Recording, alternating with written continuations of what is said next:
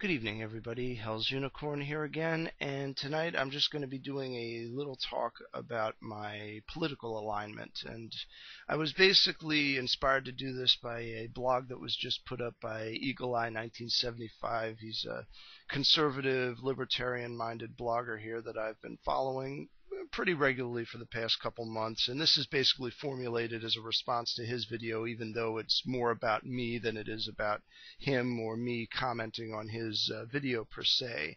But he brought up some very interesting points. As a matter of fact, the meat and potatoes of his video is that he, as a member of the YouTube atheist community, and I use that in the most general sense, has decided to unsubscribe from a number of people that share his views on theology, but essentially not on much of anything else. He's gotten bored with the entire issue of religion, particularly as it pertains to the YouTube discussion. And even though I come from the opposite side of this, I'm probably one of the most religious libertarians on YouTube.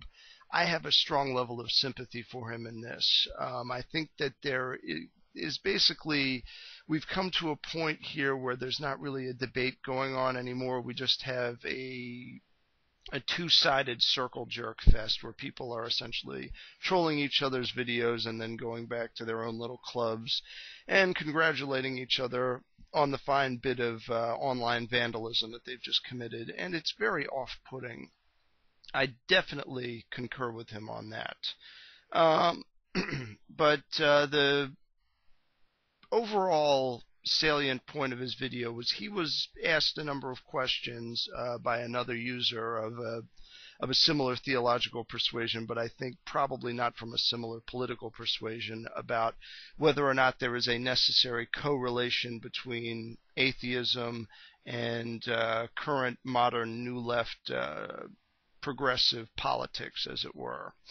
And I will be the first to say, essentially, that I don't think there is a wholly 100% correlation of any view of religion with anyone's politics, particularly in this postmodern age where people tend to separate religion from politics. Now, I am a little bit of an exception in that I don't completely divorce religion from politics. I just seem to rather keep it as a side issue. I don't really go into the topic all that much on this particular channel. I created a separate channel for that, but occasionally it gets brought up here because it's inevitable. I get people ask questions and I give them answers, and they don't like the answers. It turns into a shouting fest, and then I have to make a video about it so I can let everybody know that I've got an idiot trolling my channel. And if things get really bad, then I will block them. But I try not to do that unless I absolutely have to.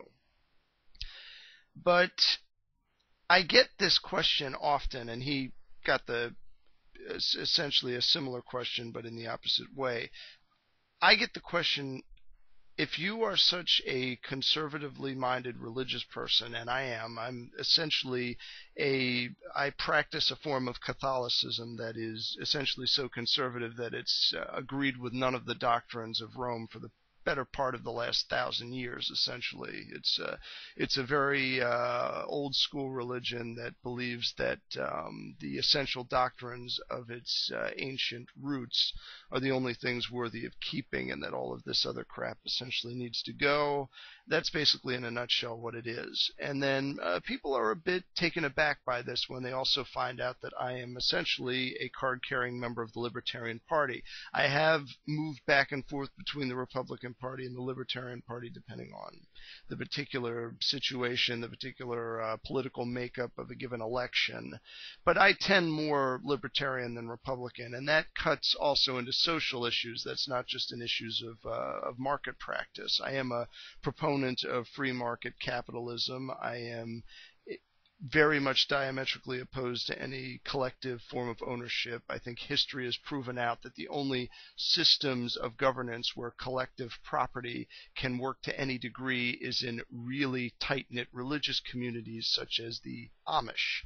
And essentially, I've also taken a very compatible view of essentially personal liberties when it comes to politics as well, despite the fact that in this day and age most people that tend towards the more conservative ends of Christianity tend to be anti First Amendment in several respects, and definitely anti Fourth Amendment. A lot of habeas corpus haters in the George W. Bush camp. But the way I look at it is simple. Religious viewpoints are, I believe, an essential subject and one that should be discussed and debated openly. I'm not one of these people that believes that religion is necessarily a private matter and that I just keep it to myself all the time. I would be a liar if I said that. Everybody's theological viewpoints do affect the choices that they make, especially insofar as who they support for elected office. But the difference is that the tradition that I follow is, for a large part, pretty compatible with libertarianism.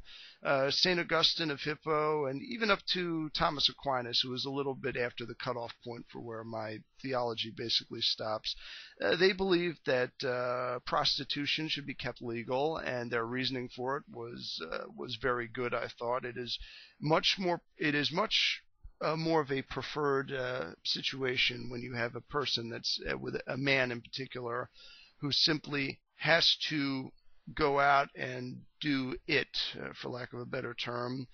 It's much more preferable, I would say, to have that occur with a professional as opposed to this guy essentially going around and attempting to pick up on young late teens women who have no experience in it and who may well be in for a very unpleasant experience. I do believe that a person's sexual activity impacts them psychologically, and I think that people that have essentially encounters sexually that they are maybe only partially into and then they approach it from a standpoint of ignorance are usually affected negatively by it. And I think that an older man, say middle-aged, if he really just can't contain himself, best to go to somebody who is at least emotionally prepared to deal with the we're never going to talk to each other again, essentially.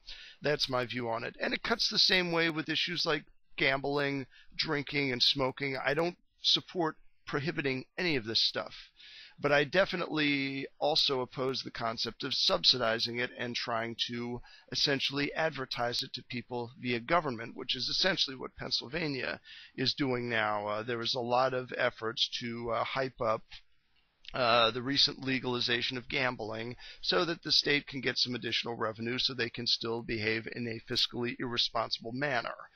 They can continue to spend money irresponsibly, paying off political cronies, doing all that usual crap which politicians tend to do, and that I definitely do not support. And I think that's something that holds very true with any industry, whether they be industries that are considered vices by some, or if it's ordinary stuff like farming and crop production. When you subsidize it, you get more of it than what you need.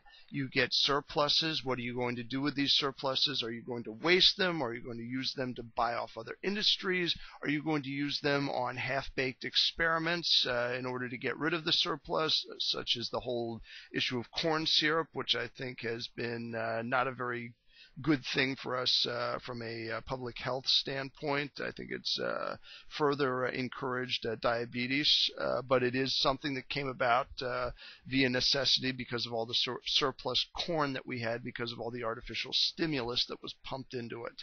The very notion of stimulus, I think, is repugnant. I equate stimulus with theft, essentially, because that's where it comes from, essentially. Taxation beyond an agreed to and reasonable necessity for government function is essentially legalized theft in every much the same respect that functionless art is merely tolerated vandalism. So essentially, the thing is that when I approach other conservatives with this viewpoint, they tend to think that I'm just some fruitcake. They say, oh, you must be a Ron Paul supporter, which I was, and I still technically am. I think he's the best the Republican Party has to offer.